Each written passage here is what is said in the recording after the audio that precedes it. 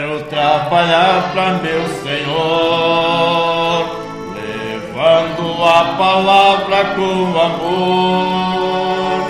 Quero eu cantar e orar, ocupado que Ele está, se na vinha do Senhor. Trabalhar e orar na seara e na vinha do Senhor. Quero orar e ocupado quero estar, se na vinha do Senhor. Eu quero cada dia trabalhar, escravos do pecado libertar, conduzi-los a Jesus, nosso guia, nossa luz, se na vinha do Senhor. Trabalhar e orar na seara e na vinha do Senhor. Meu desejo é orar e ocupado quero estar, se na vinha do Senhor. Eu quero ser obreiro de valor, confiando no poder do Salvador. Se quiseres trabalhar, acharás também lugar, se na vinha do Senhor. Trabalhar e orar na seara e na vinha do Senhor. Meu desejo é orar, ocupado quero estar, se na vinha do Senhor. Amém. Graças a Deus. Pela fé que uma vez me foi dada, para seguir o Cordeiro de Deus, pela graça de Deus enviada, andarei com valor para o céu. Quero andar de valor em valor e seguir a Jesus, meu Senhor, é que um dia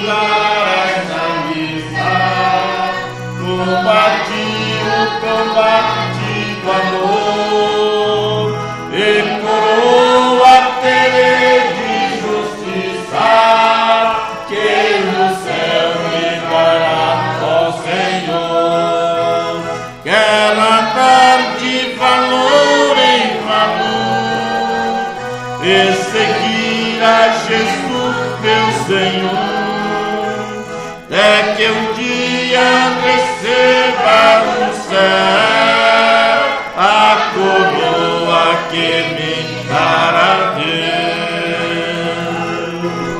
Ei, graças a Deus. Louvado seja Deus. Vamos cantar mais um hino. Sendo cega ao sol ardente, quando viste em seu fulgor, quem contemplará aquele que no sol é criador? Patriarcas de profetas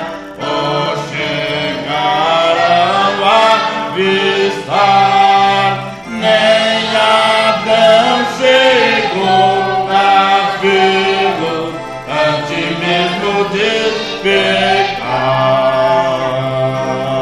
Luz pra qual o sol é trevas, quem te pode contemplar?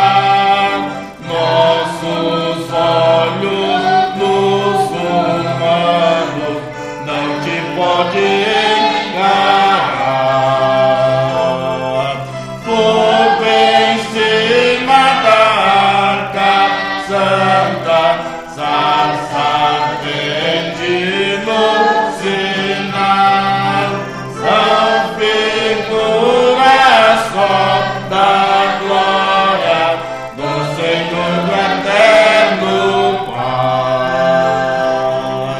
Para termos nós com Ele branca e doce comunhão, Cristo Verbo fez-se carne, fez-se nossa redenção, para que na glória eterna nós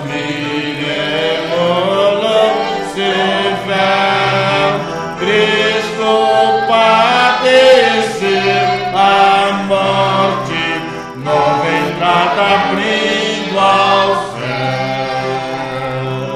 Amém? Amém. Tá bom, né? Graças a Deus. Vamos passar para a parte da palavra. Amém? Tudo bem? Tudo bom? Tá ficando mais velho, né? Mais velho. Cabelo mais branco aí, tô vendo. Boa noite, irmãos. Amém. Que a graça do Senhor nosso Deus possa nos ajudar uma vez mais, não é? E vocês que são os corajosos para vir nesses cultos de quarta-feira, é isto que se precisa. Pessoas que mantêm a posição enquanto os outros estão fazendo outras coisas, né? Trabalhando, viajando, seja o que for. Sempre alguém fica... enquanto alguém está escondido na trincheira, tem aqueles que seguem adiante, né? Esperando de vez em quando que aqueles que estão na trincheira possam dar um tiro para espantar o inimigo enquanto você avança, né? Enquanto você avança. Nossa saudação aos irmãos que estão pela internet nos ouvindo. Deus abençoe cada um de vocês. Amém. Nós vamos, sem perder muito tempo, 1 aos Tessalonicenses, capítulo 3, versículo 11. Você vê, esta pequena falha agora na procura aqui, isso eu tiro da gravação depois, entendeu? Para quem for ouvir, ou até mesmo aqueles irmãos que trabalham colocando no texto, passando para texto, tenha mais facilidade em deixar tudo da forma mais clara possível para aqueles que pesquisarem futuramente. 1 aos Tessalonicenses, capítulo 3, versículo 11, diz assim: Ora, o mesmo nosso Deus e Pai e nosso Senhor Jesus Cristo encaminhe a nossa viagem para vós, e o Senhor vos aumente e faça crescer em amor uns para com os outros e para com todos, como também o fazemos para convosco, para confirmar os vossos corações, para que sejais irrepreensíveis em santidade diante de nosso Deus e Pai, na vinda de nosso Senhor Jesus Cristo com todos os seus santos. Amém. Podeis sentar. Que escritura boa, né? Vamos dizer assim, que escritura gostosa, já que se trata de alimento, né? Que coisa gostosa de se digerir, de se alimentar, porque isto é alimento de águia. Esta noite, neste entardecer, eu gostaria de falar novamente com vocês sobre a doutrina de Cristo, a qual está interligada neste tema.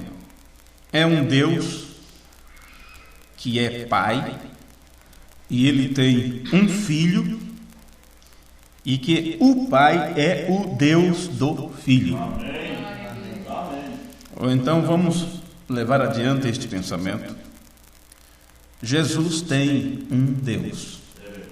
Ele sempre admitiu isso, sendo Ele nosso exemplo, mostrando que todos os outros filhos teriam que honrar também a esse Deus que Jesus honrou.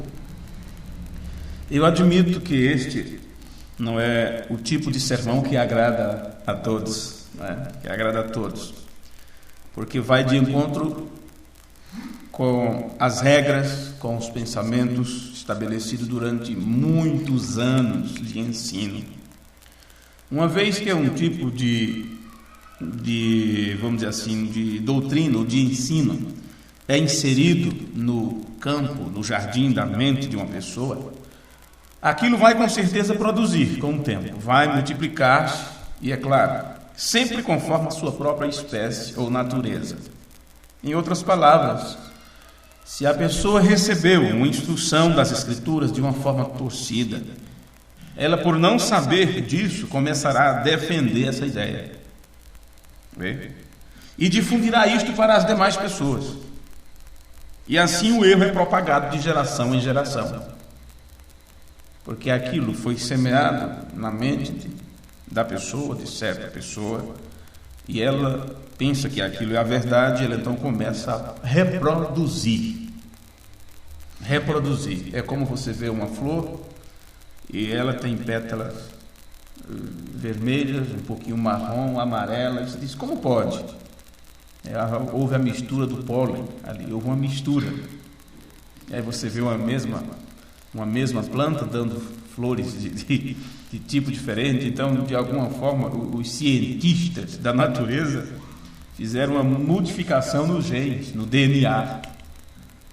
Como acontece no natural, também acontece no espiritual, também acontece na natureza, e assim sucessivamente. Então, é necessário que, ao chegar à próxima estação do plantio, se prepare o terreno, se corte tudo. Como numa construção tem que derrubar tudo para fazer de novo. Então chega-se o momento de um novo plantio ser semeado, ser feito. Então é necessário que, para que volte a mesma produção original, outra semente, ou a semente da palavra original, seja semeada na mente dessas pessoas. Mas elas terão que rejeitar a primeira plantação, elas terão que rejeitar o primeiro plantio e ter que saber, o semeador misturou. Porque Jesus disse que o semeador saiu a semear e depois veio outro semeando outro tipo de coisa, né? Então misturou tudo na mente das pessoas e elas só poderão produzir a semente da palavra, originalmente falando, se elas rejeitarem, se matarem esta antiga plantação e estiverem com o terreno próprio para zerar o pensamento, zerar a mente, começar do zero, começar a fazer tudo de novo, a pensar por outro ângulo, olhar com outro binóculo. E você sabe que a doutrina trinitária de que Deus é 3 pessoas e a doutrina unicista de que é só Jesus, ou que Jesus é o próprio Pai Eterno, isto foi tão difundido no mundo que as pessoas já não conseguiram mais ler suas Bíblias da forma que ela está escrita. Eles leem a Bíblia de uma forma, mas o pensamento está em outra coisa, mesmo que esteja lá nos versículos das Escrituras. Eles estarão lendo aquilo, mas a mente já está com a cobertura, com escama por cima, em sua vista. E eles não conseguem entender aquelas palavras. Eles leem a Bíblia, e a Bíblia está escrita corretamente, vamos dizer assim, não é? Eles leem as palavras das Escrituras corretamente, porém, continuam pensando sobre aquilo que leu de forma errada, e não percebe este perigo. É assim que agora, quando estamos tentando levar as pessoas para o ensino bíblico sobre Deus e seu Filho, isso desperta ódio, desinteresse, perseguição nas pessoas que deveriam abraçar a revelação de Jesus Cristo, do mesmo jeito que aconteceu nos dias de Jesus. Ele foi perseguido, foi rejeitado, resistido na cara quando ele disse que Deus era seu Pai, quando ele disse que era Filho de Deus. Os discípulos, eles foram ignorados e procuraram matá-los quando eles também afirmaram que Deus tinha ressuscitado a seu Filho dentre os mortos.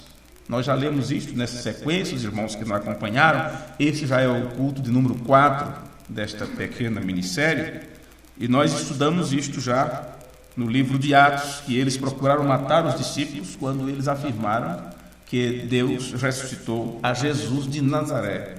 Não é que Jesus ressuscitou a si mesmo, Deus foi quem o fez, porque ele tinha prometido a seu filho que não o deixaria no Hades, não deixaria seu corpo ser corrompido, não é?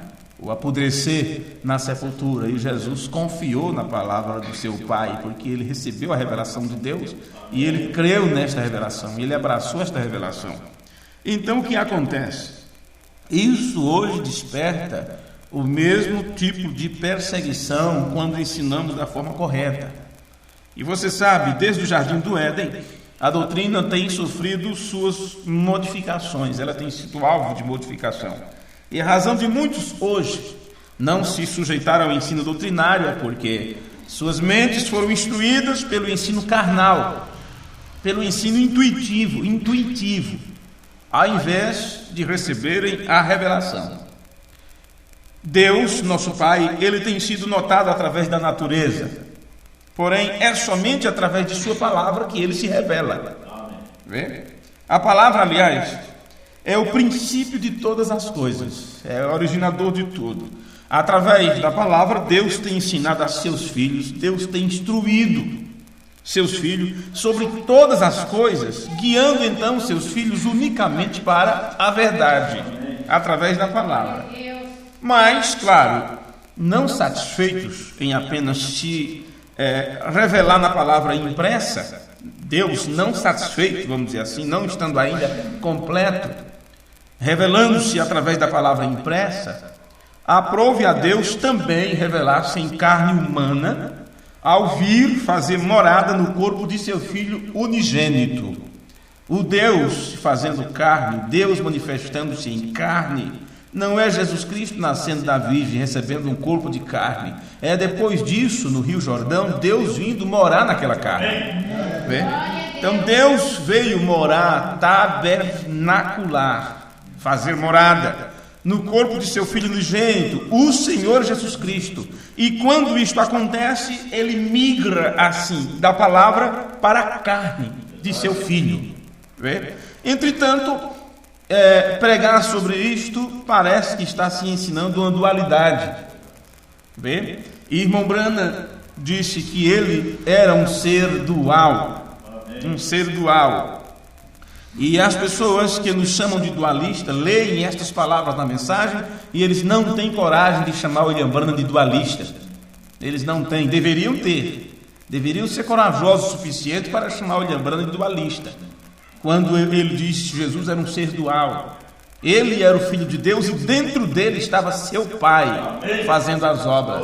Essas são as palavras de um profeta vindicado, não é? Entretanto, esta aparente dualidade do Pai habitando no seu Filho deu lugar, vamos dizer assim, a uma perfeita unidade quando o Filho sujeitou-se, rendeu-se inteiramente à vontade de seu Pai. Isto tornando-se então uma personificação de todos os atributos de Deus e até mesmo sua própria teofania. Até mesmo isso.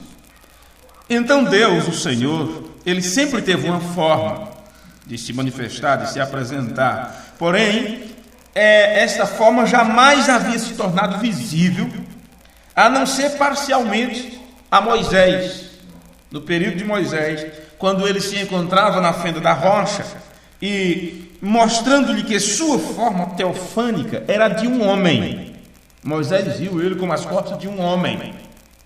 Vê? E se Deus possuía uma forma humana, essa era a única forma que ele poderia atribuir a seu filho. Por isso ele fez para seu filho, ele requisitou para seu filho um corpo de carne, humano, na forma de um homem. Vê? Entretanto, meus amigos, ninguém jamais havia visto Deus, senão o próprio Filho. Somente Jesus Cristo tinha visto o Pai. Ninguém jamais.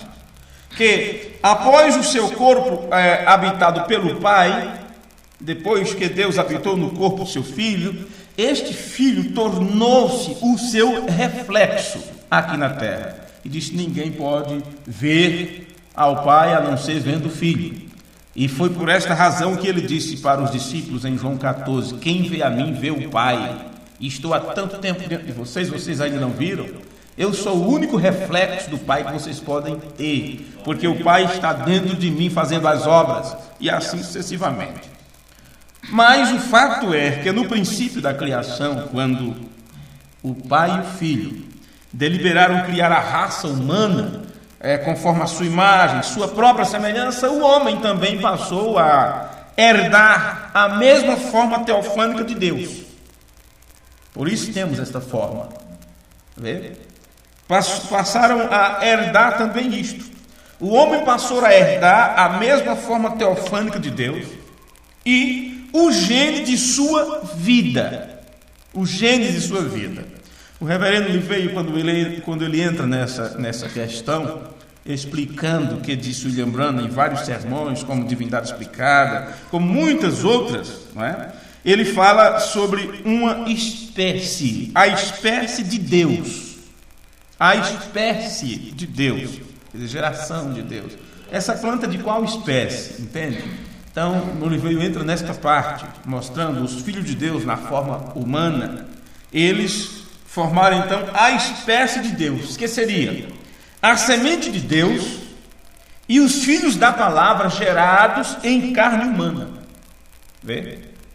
Contornando assim o corpo teofânico ou corpo palavra. Nós contornamos isto, corpo teofânico, o corpo palavra. A forma que Jesus teve antes de se manifestar em carne, nós não a tivemos. Nós contornamos isto. Vê? Passamos de atributo e nos manifestamos em carne, já quando foi gerado em nós, no ventre de nossa mãe, este corpo que nós habitamos depois que este corpo nasceu. Ou já esqueceram como é que o William Branham disse que acontece no nascimento? Que o espírito ronda aquela mãe para entrar naquele pequeno corpo. Vê? Vocês conhecem a mensagem.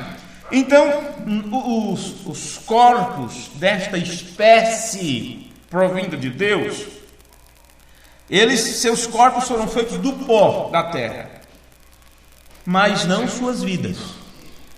Não, senhores. A forma humana que os filhos de Deus adquirem na terra é apenas um modelo, vamos dizer assim, sombreado daquele corpo teofânico que lhes está reservado na ressurreição. Então, como o casal no jardim do Éden, Adão e Eva, haviam rejeitado a doutrina, este é o problema. Sempre foi a rejeição da doutrina. Do que estamos falando? Da doutrina de Cristo. E onde isto começou? Lá no Éden, quando Deus deu o primeiro ensino. E quando interpretaram a doutrina, houve então a rejeição. E isto vem até hoje. Então, como o casal no Éden rejeitou a doutrina, impôs então à raça humana uma herança de pecado e, consequentemente, de morte. Porém, Jesus Cristo também, o primogênito, tendo direito, como nós sabemos, a 50% da herança de seu pai, Ele comprou os filhos de Deus que tinham caído por meio de seu sangue, para que na ressurreição estes filhos caídos, comprados de volta, tornarem-se co-herdeiros juntamente com ele de uma incorruptível herança, a fim de que também recebam o seu mesmo corpo, palavra. Amém. E é neste corpo, não é, que adentraremos a eternidade. Agora, claro que ao se sujeitar ao sofrimento para aprender a obediência, como você sabe, que em tudo ele sofreu a obediência por aquilo que padeceu, ao se sujeitar ao sofrimento para aprender a obediência, sendo ele o princípio de sua força, estamos falando de um filho vindo de um pai, o princípio de sua força, Deus então fez do seu filho Senhor e Cristo, conferindo-lhe glória, conferindo-lhe preeminência sobre a noiva e toda a criação, exceto o próprio Deus. Jesus recebeu de seu Pai, então, preeminência sobre a noiva, preeminência sobre toda a criação, sobre todas as coisas, exceto preeminência sobre Deus. Ele sempre ficará abaixo de seu Pai, sob a guarda de seu Pai. Agora, enquanto o Filho está sentado no trono, fazendo propiciação pelos nossos pecados, Deus mesmo nesse instante está restituindo a noiva, o Filho, com a sua própria presença habitando em nosso meio. Agora, a questão é: como entendermos da forma correta o fato de que não existem dois senhores e, no entanto, aquele que é Deus e Senhor conferiu a seu Filho o título de Senhor? Mesmo você, em obediência a Deus Pai, mesmo que você, em obediência a Deus Pai, honre a Jesus Cristo como Senhor de sua vida, isso não faz dele Deus. A questão é: sabemos diferenciar? Entendemos a palavra de Deus? Sabemos repartir a palavra corretamente? Como diz Paulo, procura apresentar-te a Deus como obreiro de que não tem de que se envergonhar e que maneja bem a palavra da verdade, quer dizer, reparte bem, sabe cada parte o seu significado e para que tempo ela é atribuída. Sabemos repartir ela corretamente? Veja, irmãos, a lógica humana diz que se só existe um Senhor, e este é Deus, então Jesus, aquele que morreu na cruz, teria que ser o próprio Deus, porque na Bíblia nos é ensinado a confessar que só existe um Senhor. Essa é a lógica humana. Note a facilidade das pessoas seguirem adiante enganadas. Primeiro teriam que ver que esse Jesus que nos é ensinado a ter Ele como Senhor, Ele recebeu este título do seu Pai. E este que recebeu o título morreu na cruz por nossos pecados. E sabemos que é impossível este que morreu na cruz ser o próprio Deus, porque Deus mesmo é imortal. Amém. Então as pessoas de mente preguiçosas, por não querer fazer o dever de casa, nos acusa de crermos em dois deuses, nos acusa de sermos dualistas. Mas a boa e velha Bíblia continua testificando que mesmo Jesus Cristo, o Filho de Deus, tendo sido constituído por Deus nosso Senhor, que o honrássemos como Senhor das nossas vidas, todavia, somente Deus, o Pai, é o verdadeiro Deus. E aquele que foi constituído sobre as nossas vidas como nosso Senhor, o Filho de Deus, Ele disse que conhecêssemos apenas Deus, o seu Pai, como o único Deus verdadeiro. Aí as pessoas dizem: mas o que fazer com um só Senhor? E daí a pouco temos que confessar que Jesus é o Senhor. Simples. Em 1 Coríntios, capítulo 8, versículo 5, está escrito: porque ainda que haja também alguns que se chamam deuses, como os profetas, vós sois deuses, aquilo a quem vem a palavra, e assim sucessivamente. Quer no céu, quer na terra. Veja, como há muitos deuses e muitos senhores. E aqui temos, eu mesmo sou um senhor, né? Olha os cabelos brancos, já me chamam de seu Rosendo. É isso? Seu João, seu Paulo. Vê? Como há muitos deuses e muitos senhores, todavia para nós, estes que creem corretamente como aprenderam de Jesus Cristo, que aprendeu de Deus, estes que aprenderam dos apóstolos, que aprenderam com Jesus, todavia para nós há um só Deus, o Pai. Amém. Somente o Pai é Deus, de quem é tudo e para quem nós vivemos. Agora, além disto, além das Escrituras dizer isto, para nós há um só Deus, e este é o Pai, ela continua dizendo, e um só Senhor, Jesus Cristo, pelo qual são todas as coisas e nós por Ele. Amém. Então, quando nós confessamos e testificamos, segundo as Escrituras, que Jesus é nosso Senhor, estamos levando adiante o ensino que temos recebido de Deus mesmo, que o Deus e Pai de Jesus Cristo disse para todos os outros seus filhos que honrássemos a Jesus como nosso Senhor. Amém. Agora, às vezes, mesmo mostrando as Escrituras, não é suficiente para as pessoas mudarem suas mentes. E elas rangerão seus dentes e continuarão levando adiante seu velho ensino.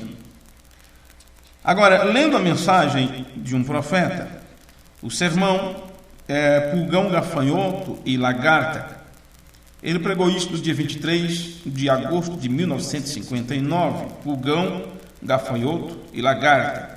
No parágrafo 113, disse o irmão Branham, e se a unidade não concordar com a unidade por causa de sua posição como aquela, sim, Senhor, Jesus teve um Pai, Ele era Deus.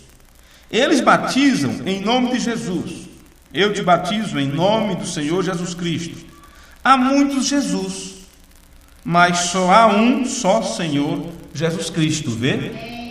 Não em nome de Jesus, mas em nome de o Senhor Jesus Cristo, que é Pai, Filho, Espírito Santo. Senhor, o Senhor disse ao meu Senhor, assenta-te à minha mão direita, Filho Jesus Cristo. Logo os que saíram de Deus no início, Pai, Filho e Espírito Santo, aí está você. Agora, você quer ver como Paulo deixou essas coisas bem ordenadas já nas Escrituras? Em 1 Coríntios, no capítulo 15, o versículo 23, você tem estas palavras, mas cada um por sua ordem. 1 Coríntios 15, 23. Mas cada um por sua ordem. Cristo, as primícias. Depois os que são de Cristo, na sua vinda. Depois virá o fim, quando tiver entregado o reino a Deus, ao Pai.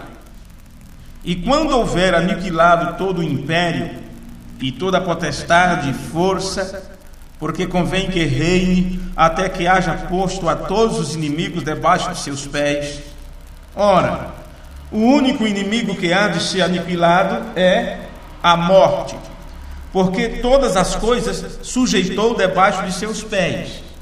Mas quando diz que todas as coisas lhe estão sujeitas, claro está que se excetua aquele que lhe sujeitou todas as coisas. E quando todas as coisas lhe estiverem sujeitas, então também o mesmo Filho se sujeitará àquele que todas as coisas lhe sujeitou, para que Deus seja tudo em todos. Bem, agora, em todas estas Escrituras, esta doutrina está expressa sobre um Deus e seu Filho. e nunca este filho é considerado como Deus, a não ser dentro dos limites que a doutrina lhe assegura. Por que Deus? O Pai habitou nele em plenitude. Ele tem a mesma essência de seu Pai, mesmo sendo em forma de Deus, mas ele não teve por usurpação de assumir o lugar de seu Pai. Ele sempre se colocou na posição de filho, porque esta é a sua missão, dar para nós exemplo de como nós devemos nos comportar diante de Deus, sempre sabendo que estamos dependentes dele, porque nós não viemos de nós mesmos. Jesus também não veio de si próprio. Filhos têm princípio e dependeu de um pai para vir à existência. Em 2 Coríntios, capítulo 1, versículo 13, 2 Coríntios 1, 13, nós encontramos estas escrituras: bendito seja Deus. Quem é esse Deus, Paulo? Quem é esse Deus? Pai de nosso Senhor Jesus Cristo. Este que é Pai de Jesus Cristo, Paulo também o chama de o Pai das misericórdias. E mostra que este Pai é Deus, o próprio Deus, e o Deus de toda consolação. Então, o Deus da consolação, o Pai da misericórdia, é o Pai de nosso Senhor Jesus Cristo. Então, nós temos um Senhor, e este Senhor que recebeu este título de seu Pai, ele tem um Pai sobre ele, que é também o seu Deus. Em Efésios capítulo 1, versículo 17, está escrito que o Deus de nosso Senhor Jesus Cristo, veja, Jesus tem ou não tem um Deus sobre ele? Sim. Agora, pode Deus ter um Deus acima dele, que o comanda, que o governa, que é seu cabeça? Não, senhores, aí teríamos vários deuses. Vê? Mas nós temos o Senhor Jesus Cristo, o Filho de Deus, o qual foi constituído como nosso Senhor, e a Bíblia está bem expressa quando diz que ele tem um Pai sobre ele, e este Pai é seu Deus, a quem ele honra, respeita, adora, a quem ele pediu, a quem ele orou, a quem ele implorou. Que o Deus de nosso Senhor Jesus Cristo, o Pai da glória. Quem é aqui o Pai da glória? Jesus Cristo, quer ter um Deus sobre ele, ou o Deus de Jesus Cristo? O que Paulo diz para mim aqui é que é o Deus de nosso Senhor Jesus Cristo, este Deus que é o Pai da glória, vos dê o espírito de sabedoria e de revelação no pleno conhecimento dele. Agora, se Deus não der esse espírito de sabedoria, de conhecimento e revelação, com facilidade as pessoas passam o pé pela mão e troca tudo. E nunca recebe a mesma revelação que Deus deu para Pedro, o qual testificava a respeito de Jesus, dizendo: tu és o Cristo, quer dizer, tu és o ungido, o Filho do Deus vivo. Amém.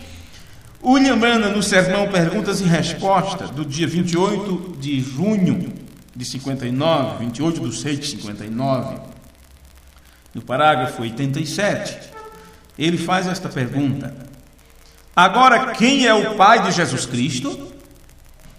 Olha que coisa. Agora, quem é o Pai de Jesus Cristo? É Deus. Todos vocês admitem isto? Deus é o Pai de Jesus Cristo. Deus é o Pai.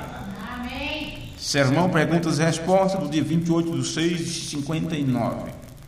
No sermão A Divindade Explicada, sermão que ele pregou no dia 19 de janeiro, 19 de 1 de 1961, parágrafo 39. Agora eu quero te perguntar uma coisa, irmãos, como você olha, e vocês que olham para mim, irmãos, irmãs e irmãos, quem era o Pai de Jesus Cristo? Deus é. É isso mesmo? Era Deus seu Pai? Tudo bem, Senhor. Deus é Pai. Todos nós concordamos com isto. Eu creio com todo o meu coração que Deus é o Pai de nosso Senhor Jesus Cristo. Talvez os críticos queiram conferir, não é? E aqueles que não criticam, mas que procuram crer ou procuram a iluminação da revelação de Jesus Cristo, eles podem verificar Divindade Explicada, 19/1 de 1961, parágrafo 39. Ele faz a pergunta para a igreja: quem é o Pai de Jesus Cristo? E ele diz: este é Deus. Ele diz: eu acredito de todo o meu coração que Deus é o Pai de nosso Senhor Jesus Cristo. Amém. Então aqui está William Branham chamando Jesus de Senhor, nosso Senhor Jesus Cristo, e que ele tem um Pai. Amém. Também o sermão A Divindade Explicada. O primeiro que eu citei é Divindade Explicada, do dia 19 de janeiro. O outro sermão, A Divindade Explicada, é do dia 25 de abril do mesmo ano, 61, parágrafo 70. Deus é o Pai de Jesus Cristo. Todos nós cremos nisso? Amém. Amém. Esta era a doutrina que o William Branham defendeu, porque isto é a doutrina apostólica. Amém. Paulo, quando nós lemos a escritura inicial de 1 Tessalonicenses 3:11, diz: ora, o mesmo nosso Deus e Pai, está vendo? Nosso Deus, quer dizer, Deus da gente, né? Meu Deus. E ele diz: e Pai, nosso Deus e nosso Pai. E nosso Senhor Jesus Cristo, e caminhe a nossa viagem para vós. Você vê que nesse desejo de consideração de Paulo, ele coloca tanto o Pai quanto ao Filho junto, chamando Deus de Pai e chamando Jesus de Senhor.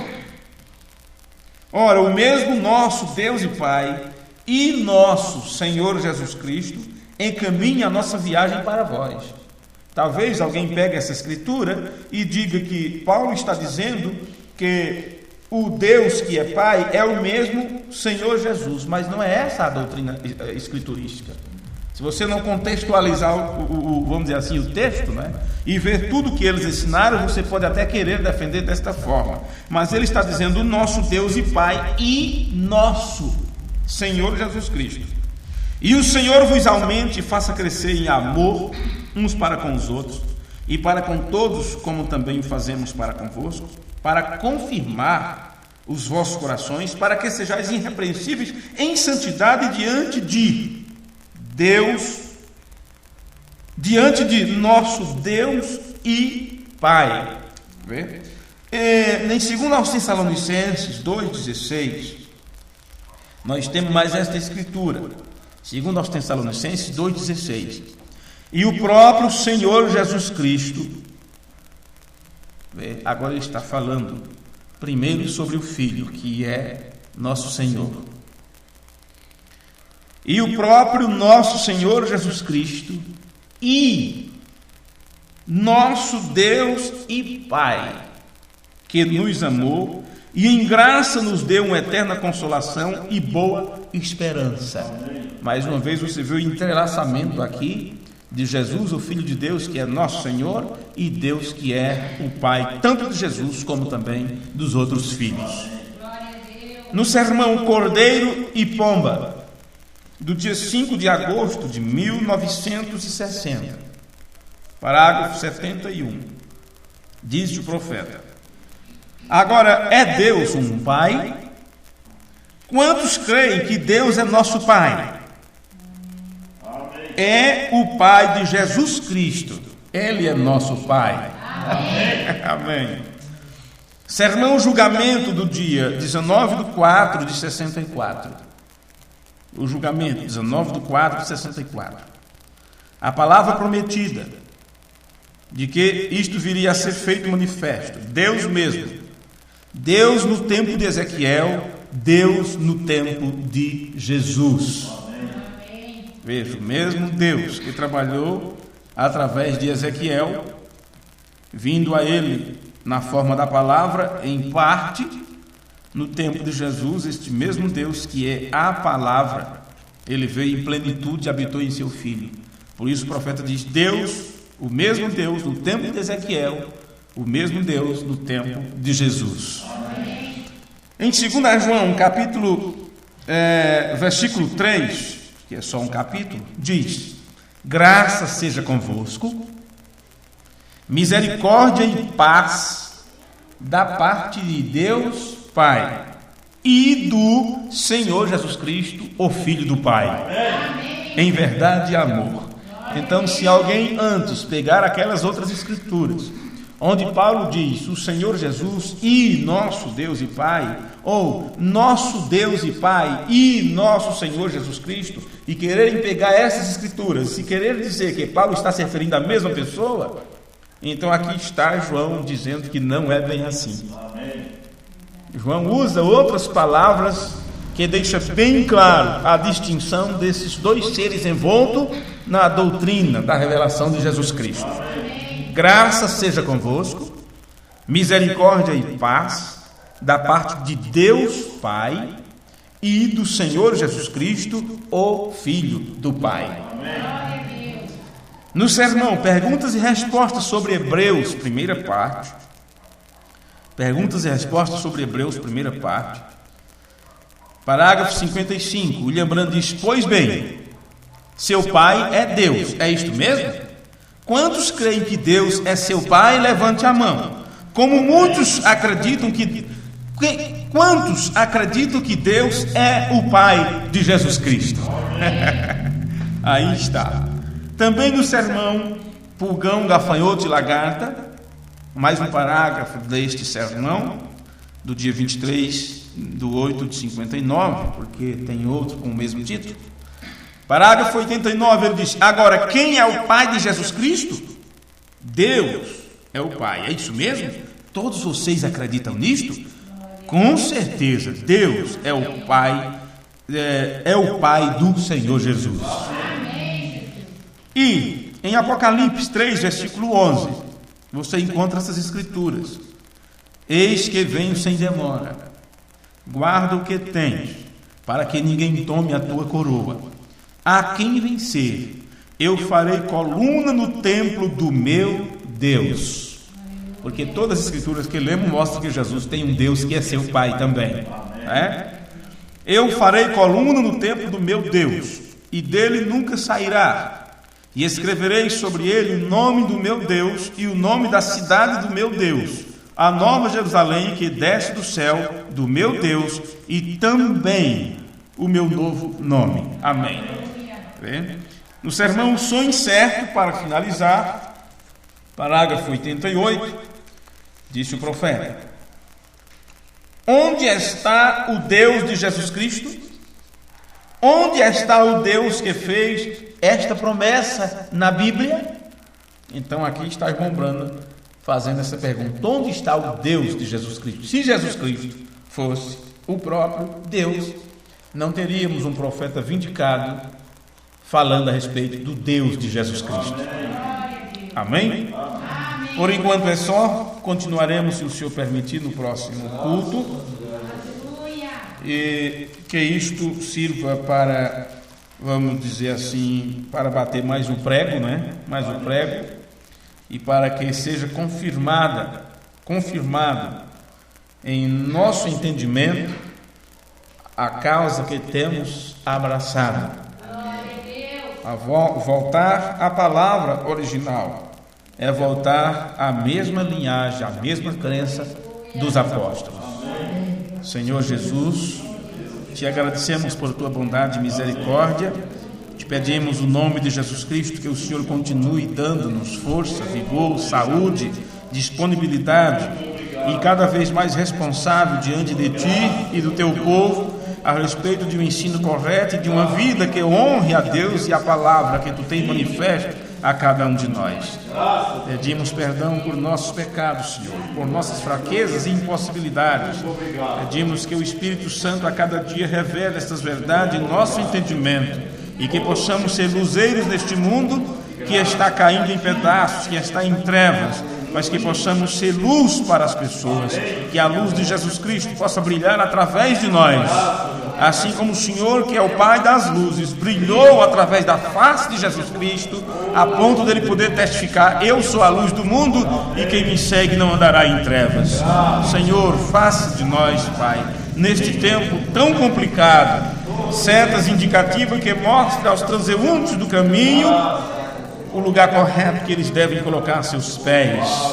No nome amoroso de Jesus Cristo, rogamos pelos enfermos e aflitos que há entre nós, e aqueles que ouvirem também estas palavras futuramente, que creem que a tua promessa é verdadeira, que o Deus que deu a promessa está aqui para cumpri-la. Te pedimos por estas pessoas que estão necessitando do Senhor, e nós não podemos ajudá-las a não ser nos apiedar delas, interceder por elas, e pedir no nome de Jesus Cristo que o Senhor conceda o desejo dos seus corações de acordo com a tua perfeita vontade. No nome de Jesus Cristo nós oramos, nós te pedimos, para a tua glória. Amém e amém. Deixa a luz do céu entrar, deixa a luz do céu entrar, abre bem a porta do teu coração, deixa a luz do céu entrar. Aleluia. Deus abençoe, meus irmãos. Até sexta-feira. Hoje é quarta, é isso? Até o culto de sexta-feira, se o Senhor nos permitir. Os irmãos que nos ouvem pela internet, recebam o nosso abraço fraternal. Deus os guarde, Deus continue vos abençoando. E até o próximo encontro, que o Senhor nos permitir estarmos juntos, mesmo à distância. Obrigado vocês pelas orações, pela dedicação, pelas ofertas enviadas, vocês que têm contribuído para a continuidade desta obra, que vocês que se sentem parte disto, parte deste trabalho, não é? Então Deus os abençoe e sinta-se também honrado, recebam também a honra por participar deste trabalho de esclarecimento que tem sido feito aqui no nosso país e em muitos outros países também. Deus os abençoe.